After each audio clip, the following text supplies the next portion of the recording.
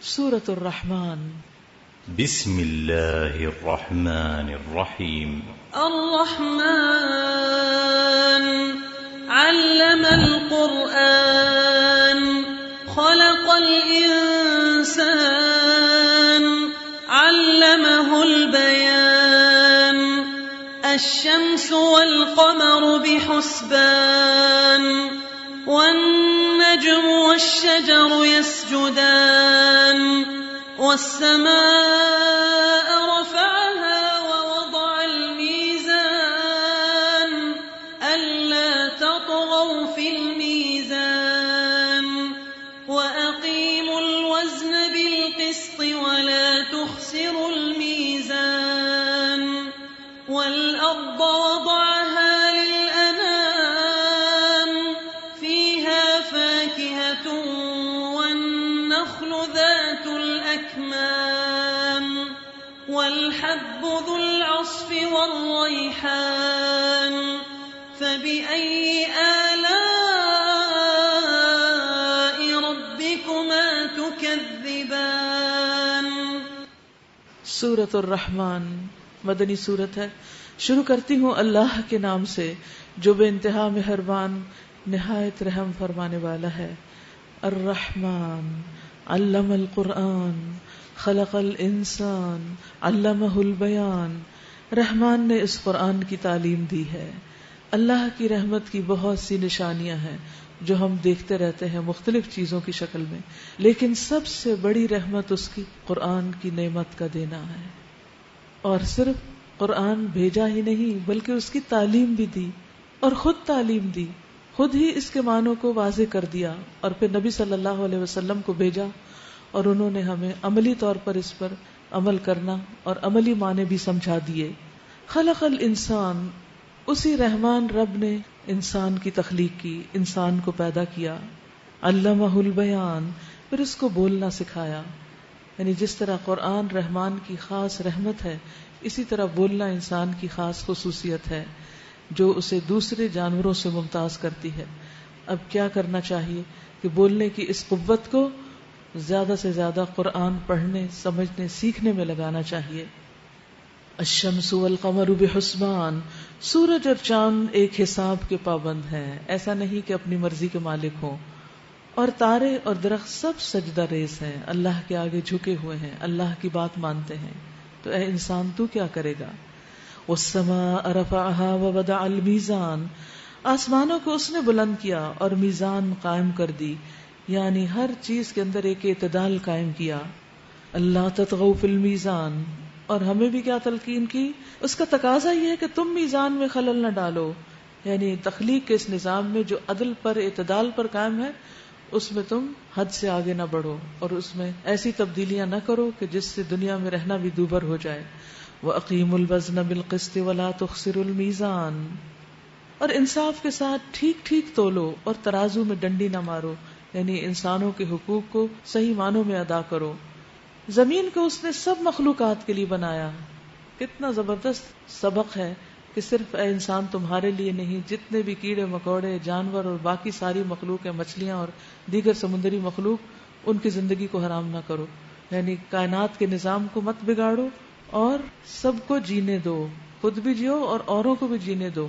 یعنی انسان کو اگر اللہ نے دوسری مخلوقات پر فضیلت بخشی ہے تو اس کا یہ مطلب نہیں کہ وہ دوسری مخلوق کو ختم کرنا شروع کر دے اور ان کے جینے کا حق ان سے چھین لے. اس میں ہر طرح کے بکثرت لذیذ پھل ہیں. کھجور کے درخت ہیں جن کے پھل غلافوں میں لپٹے ہوئے ہیں. طرح طرح کے غلے ہیں جن میں بھوسا بھی ہوتا ہے اور دانہ بھی ہوتا ہے. بس اے جن و انس، تم اپنے رب کی کن کن نعمتوں کو جھٹلاؤ گے. یہ جملہ 33 بار قرآن مجید میں آتا ہے اس سورت کے اندر.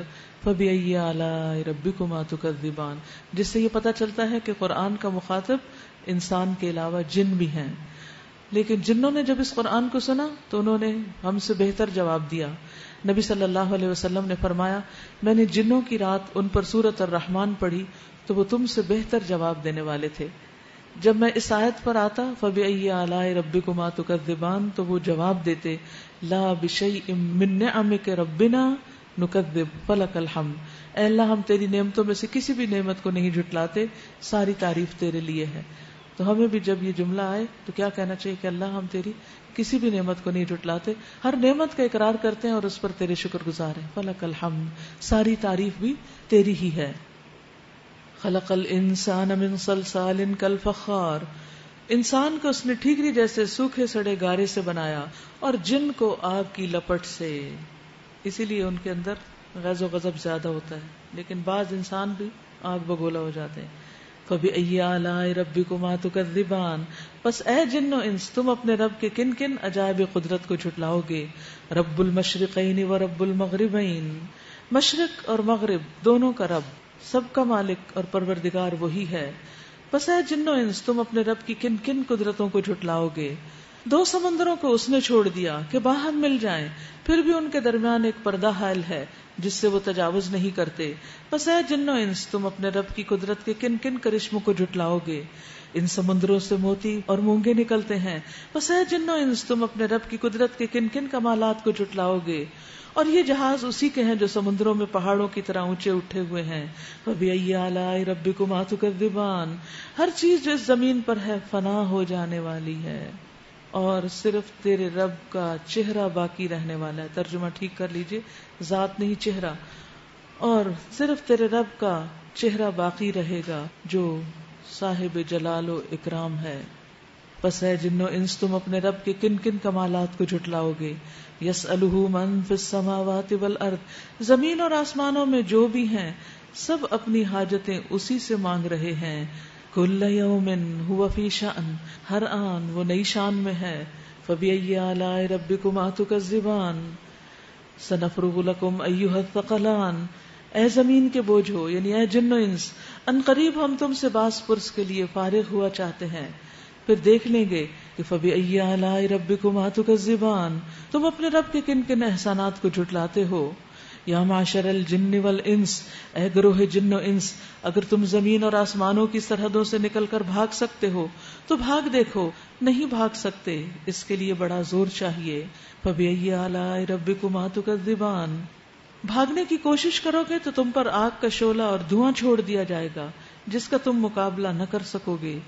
فبأی آلاء ربکما تکذبان فإذا انشقت السماء فكانت وردة كالدهان، پھر کیا بنے گی اس وقت جب آسمان پھٹے گا اور لال چمڑے کی طرح سرخ ہو جائے گا.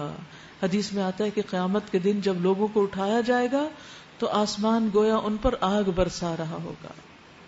فبأی آلاء ربکما تکذبان، اس روز کسی انسان اور کسی جن سے اس کا گناہ پوچھنے کی ضرورت نہ ہوگی، کیونکہ ہر ایک کے گناہ اس کے شکل پہ نظر آ رہے ہوں گے.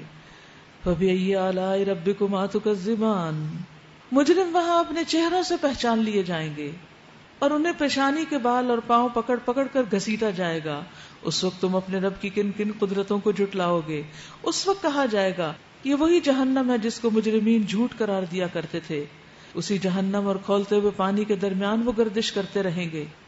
فبأی آلاء ربکما تکذبان وَلِمَنْ خَافَ مَقَامَ رَبِّهِ جَنَّتَانِ، اور ہر اس شخص کے لیے جو اپنے رب کے حضور پیش ہونے کا خوف رکھتا ہو دو باغ ہیں.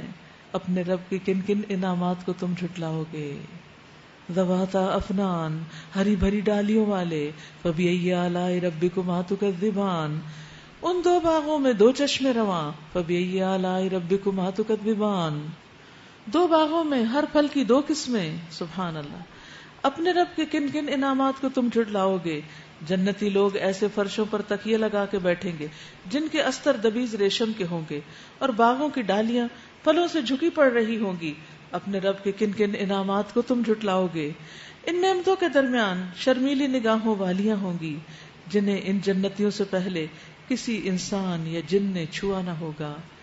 فبأی آلاء ربکما تکذبان کأنہن الیاقوت والمرجان، ایسی خوبصورت جیسے ہیرے اور موتی. فبأی آلاء ربکما تکذبان هل جزاء الاحسان الا الاحسان، نیکی کا بدلہ نیکی کے سوا اور کیا ہو سکتا ہے. فبأی آلاء ربکما تکذبان، اور یہ جملہ جو ہے ایک عام قاعدہ بھی ہے، یعنی دین کے معاملے میں بھی کہ انسان اگر اچھے کام کرے گا تو اللہ سبحانہ وتعالی اس کے ساتھ اس سے بھی بہتر معاملہ فرمائے گا. لیکن دنیا میں بھی جو شخص احسان کی روش اختیار کرتا ہے اس کو احسان ہی ملتا ہے، یعنی اچھا بدلہ ملتا ہے دنیا میں بھی. کیونکہ ان رحمت اللہ قریب من المحسنین. اور دنیا کا نظام احسان پر ہی چل سکتا ہے. اگر ہم چاہتے ہیں کہ ہمارے ریلیشن شپ اچھے ہوں، ہمارے کاروبار میں ترقی اور برکت ہو، ہمارے ساری چیزوں کے اندر ایک خوشی اور خوشگواری پیدا ہو جائے، تو ان سب چیزوں کو ایکسیلنس کے لیول پر کرنے کی کوشش کریں، بہترین طریقے پر. اور پھر لوگوں کے ساتھ بھی اس رویے سے بہتر رویہ اختیار کریں جو وہ آپ کے ساتھ کرتے ہیں. اگر یہ ایک اصول بنا لیں آپ کہ دوسرا میرے ساتھ جو کر رہا ہے میں اس سے اچھا اس سے کروں گی. دیکھیے ہم کتنی چیزوں میں مقابلے کرتے ہیں نا. اس نے یہ کپڑا پہنا میں اس سے اچھا کپڑا پہنوں گی، اس نے یہ گاڑی خریدی میں اس سے اچھی گاڑی خریدوں، اس نے یہ اچھا کیا ہے میں اس سے اچھا کروں. لیکن ہمیں یہ کس طرف پلٹا لینا چاہیے سب انرجی کو کہ یہ شخص یہ نیکی کر رہا ہے میں اس سے بہتر نیکی کروں گا، اس نے میرے ساتھ یہ سلوک کیا میں اس سے اچھا اس سے سلوک کروں. تو جب آپ اس طریقے پر عمل کریں گے انشاءاللہ تو آپ دیکھیں کتنی خوشیاں آپ ہی کو ملیں گی، کسی اور کے نہیں، آپ ہی کے حصے میں آئیں گی. فَبِأَيِّ آلَاءِ رَبِّكُمَا تُكَذِّبَانِ. اور ان دو باغوں کے علاوہ دو باغ اور ہوں گے. فَبِأَيِّ آلَاءِ رَبِّكُمَا تُكَذِّبَانِ. گھنے سرسبز اور شاداب باغ.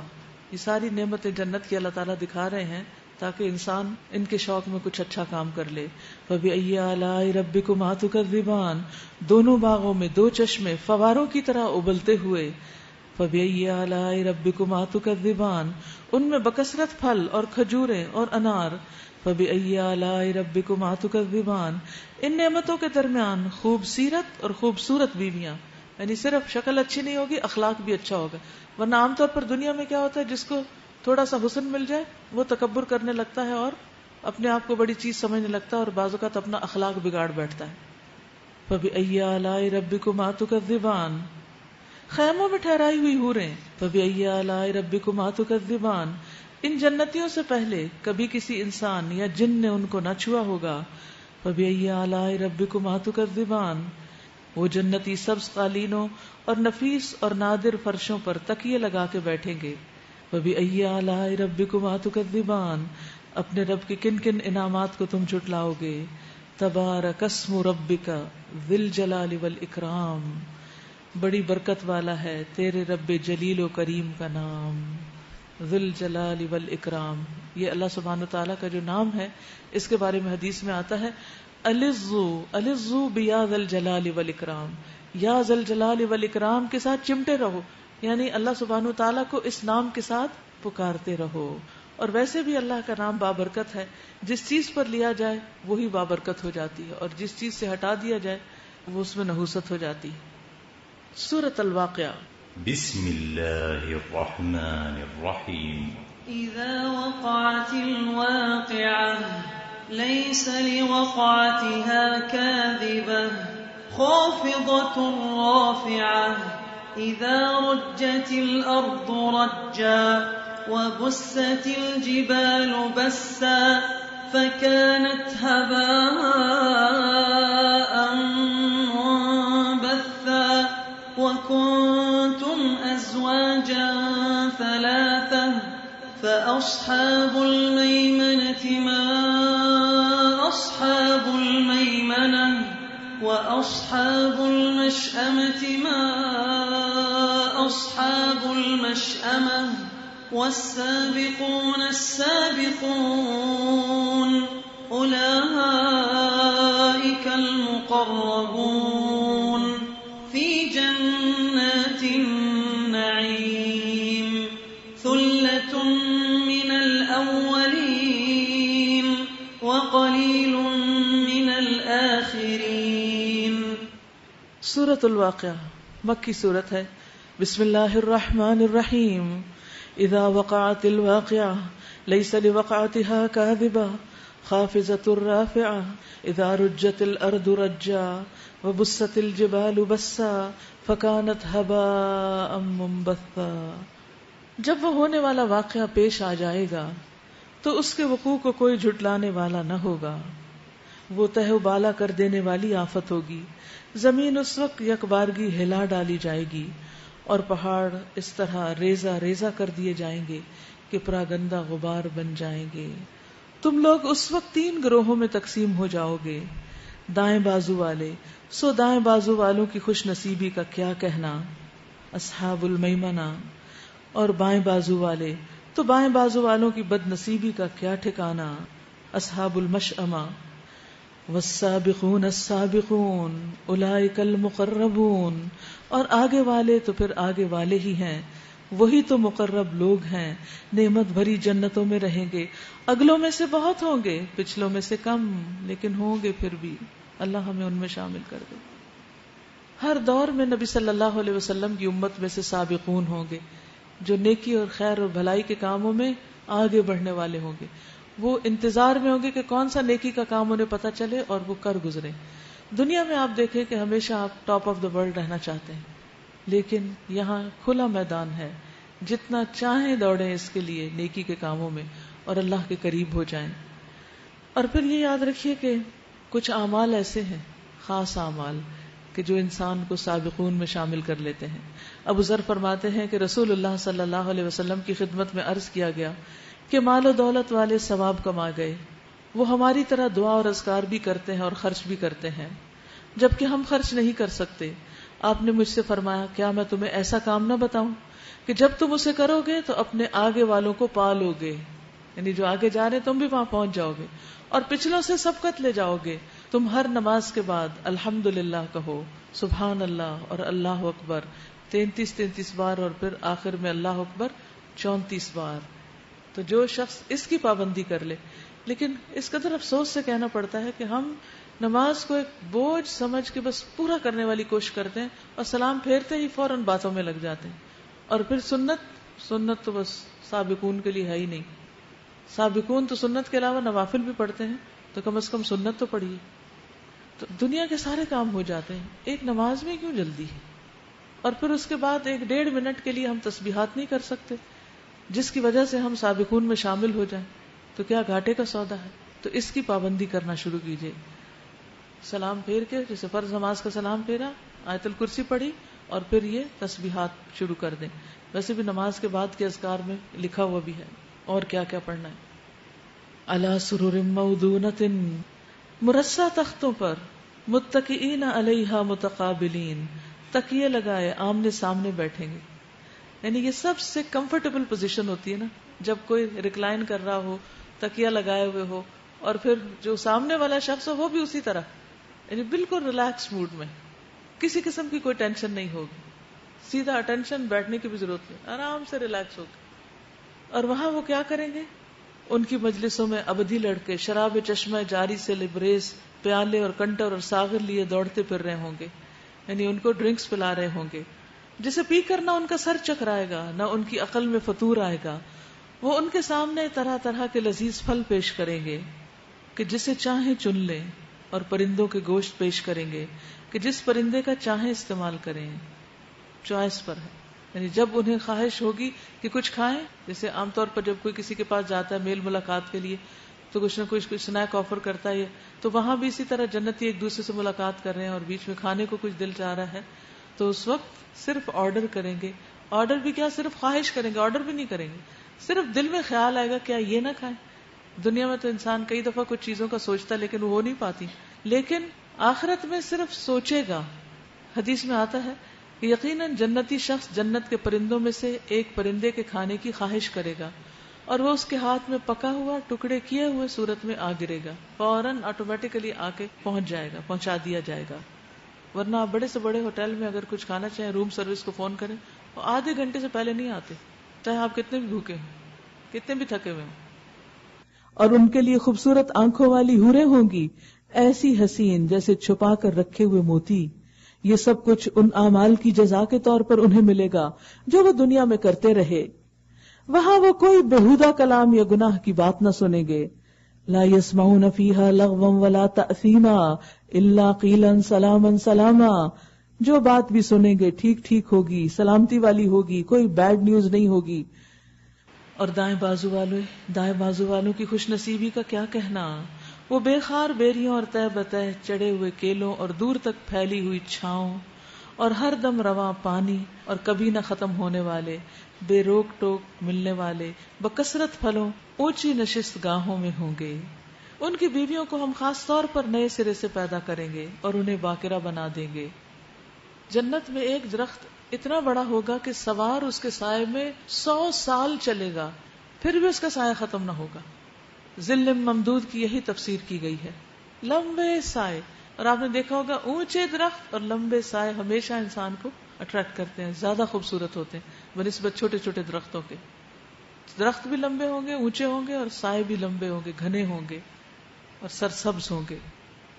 ان کی بیویوں کو ہم خاص طور پر نئے سرے سے پیدا کریں گے اور انہیں باقرہ بنا دیں گے، اپنے شوہروں کی عاشق اور عمر میں ہم سن، یعنی اپنے شوہروں کی وفادار ہوں گی.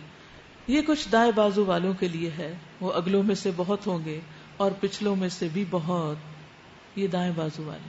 اور جن کے یہ نیک اعمال نہ ہوں، جو دائیں بازو والے نہیں، تو پھر وہ آٹومیٹیکلی باقی جو بھی کوڑا کچرا بچے گا وہ بائیں بازو میں شامل ہو جائے گا.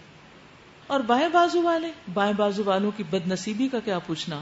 وہ لو کی لپٹ اور کھولتے ہوئے پانی اور کالے دھوئیں کے سائے میں ہوں گے، جو نہ ٹھنڈا ہوگا نہ آرام دہ. یہ وہ لوگ ہوں گے جو اس انجام کو پہنچنے سے پہلے خوشحال تھے اور گناہ عظیم پر اصرار کرتے تھے. کہتے تھے کیا ہم جب مر کر خاک ہو جائیں گے اور ہڈیوں کا پنجر رہ جائیں گے تو پھر اٹھا کھڑے کیے جائیں گے، اور کیا ہمارے وہ باپ دادا بھی اٹھائے جائیں گے جو پہلے گزر چکے ہیں.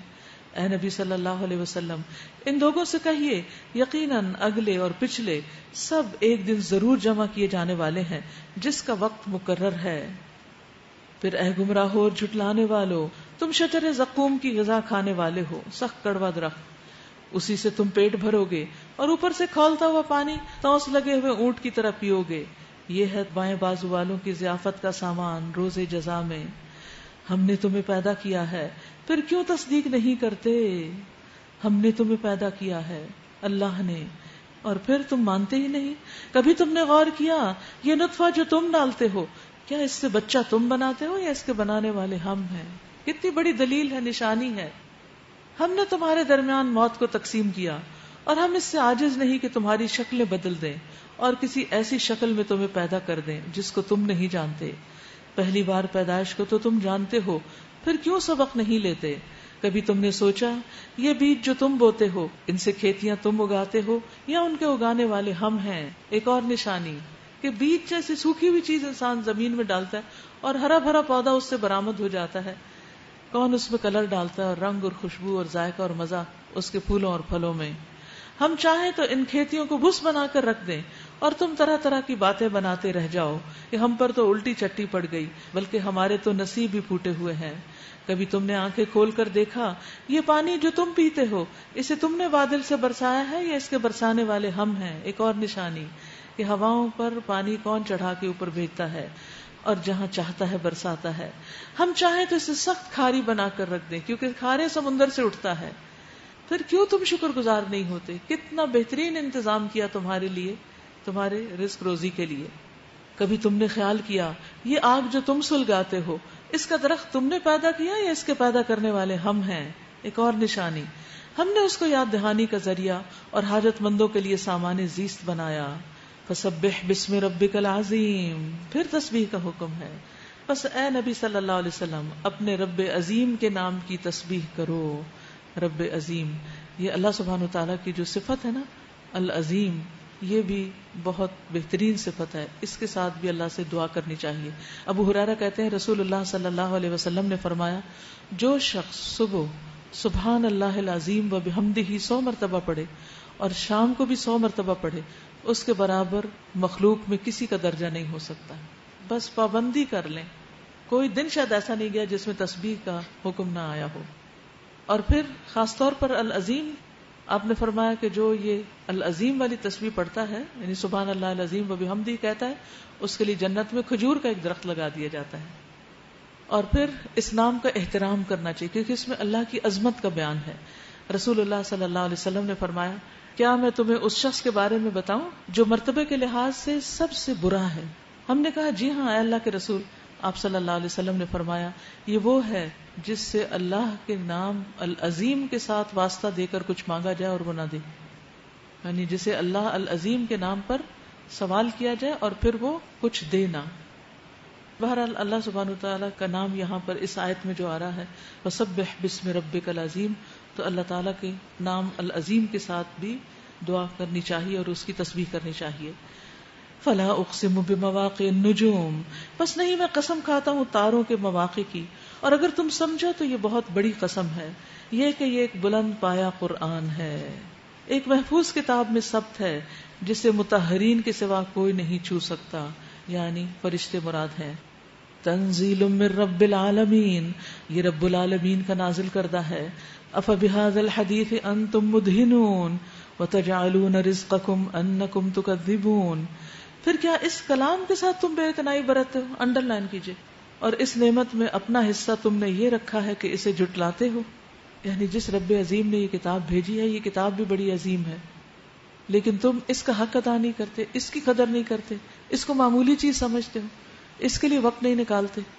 فلولا اذا بلغت الحلقوم وانتم حینئذ تنظرون، اب اگر تم کسی کے محکوم نہیں ہو اور اپنے اس خیال میں سچے ہو تو جب مرنے والے کی جان حلق تک پہنچ چکی ہوتی ہے اور تم آنکھوں دیکھ رہے ہوتے ہو کہ وہ مر رہا ہے، اس وقت اس کی نکلتی ہوئی جان کو واپس کیوں نہیں لے آتے؟ اس وقت تمہاری بنسبت ہم اس کے زیادہ قریب ہوتے ہیں مگر تم کو نظر نہیں آتے۔ پھر وہ مرنے والا اگر مقربین میں سے ہو تو اس کے لیے راحت اور عمدہ رزق اور نعمت بھری جنت ہے۔ فروح وریحان وجنت نعیم، فرشتے مومن کی روح کو آسمان کی طرف چڑھا لے جاتے ہیں تو اس کے لیے دروازہ کھول دیا جاتا ہے، پوچھا جاتا ہے کون ہے، کہا جاتا ہے فلاں شخص ہے، وہ کہتے ہیں مرحبا بالنفس الطیبۃ کانت فی الجسد الطیب ادخلی حمیدۃ وابشری بروح وریحان ورب غیر غضبان۔ مرحبا، ویلکم، یعنی جو نیک روح جاتی ہے اوپر تو اس کو کیا کہتے ہیں؟ مرحبا، پاک نفس جو پاک بدن میں تھا، یعنی دل کا بھی صاف تھا اور جسم کا بھی صاف، داخل ہو جاؤ قابل تعریف اور خوش ہو جاؤ اللہ کی رحمت سے اور خوشبو سے اور اس رب سے جو ناراض نہیں، اور برابر یہی کہتے رہتے ہیں یہاں تک کہ روح اس آسمان تک پہنچتی ہے جہاں اللہ عز و جل ہے، یعنی آخر تک اس کو لے جایا جاتا ہے اور ہر جگہ ویلکم ویلکم ویلکم کیا جا رہا ہوتا ہے۔ ہم نے بھی مرنا ہے، ہماری روح نے بھی ایک دن یہ سفر طے کرنا ہے، یہ سفر کیسا ہوگا اس کی ہمیں فکر کرنی چاہیے۔ اس دن کی خوبی کا انحصار کس بات پر ہے؟ آج ہم اچھے بندے بن کر رہے ہیں، اللہ کی مرضی کے مطابق اپنے دلوں سے ہر قسم کا حسد، کینہ، بغض، نفرتیں نکال دیں، دوسروں کو معاف کر دیں۔ یہ تو وہ عشرہ ہے جس میں ہم سب دعائیں کر رہے ہیں، اللہم انک عفو تحب العفو تحب العفو فاعف عنی، اللہ تو معاف کرنے والا ہے، معاف کرنے سے تو محبت رکھتا ہے، یعنی وہ خود معاف کرے یا بندے بندوں کو معاف کر دیں، اللہ تعالیٰ کو یہ بہت پسند ہے، فاعف عنی، تو مجھے معاف کر دے۔ تو جو لوگ اپنے لیے معافیاں چاہتے ہیں انہیں کیا کرنا چاہیے کہ دوسروں کو بھی معاف کر دیں، ان کی غلطیوں کو، ان کی کوتاہیوں کو، اور آگے چلیں۔ اور معاف کرنے کا مطلب یہ ہوتا ہے کہ پچھلے گناہوں اور پچھلی غلطیوں کے تانے نہ دیے جائیں، پھر صفحہ ہستی سے ہی مٹا دیا جائے، اس کو بالکل ڈیلیٹ کر دیا جائے، واش کر دیا جائے۔ تو جو مقربین میں سے ہوگا اس کو تو بہت ویلکم ہوگی۔ دوسرے درجے پر وَأَمَّا إِن كَانَ مِنْ أَصْحَابِ الْيَمِينِ، اگر وہ دائیں بازو والوں میں سے ہے، فَسَلَامٌ لَكَ مِنْ أَصْحَابِ الْيَمِينِ، تو اس کا استقبال یوں ہوتا ہے کہ سلام ہے تجھے، تو اصحاب الیمین میں سے ہے، خوشخبری مل جاتی ہے اس کو۔ اور تیسری کیٹیگری وَأَمَّا إِن كَانَ مِنَ الْمُكَذِّبِينَ الضَّالِّينَ، اور اگر وہ جھٹلانے والے گمراہ لوگوں میں سے ہو تو اس کی تواضع کے لیے کھولتا ہوا پانی ہے اور جہنم میں جھونکا جانا ہے۔ ان ھذا لہو حق الیقین فسبح باسم ربک العظیم، یہ سب کچھ قطعی حق ہے، پکی بات ہے، سچی بات ہے، بس اے نبی صلی اللہ علیہ وسلم اپنے رب عظیم کے نام کی تسبیح کرو، سبحان ربی الاعلی اور سبحان ربی العظیم، کیونکہ اللہ سبحانہ وتعالیٰ کو تسبیح پسند ہے۔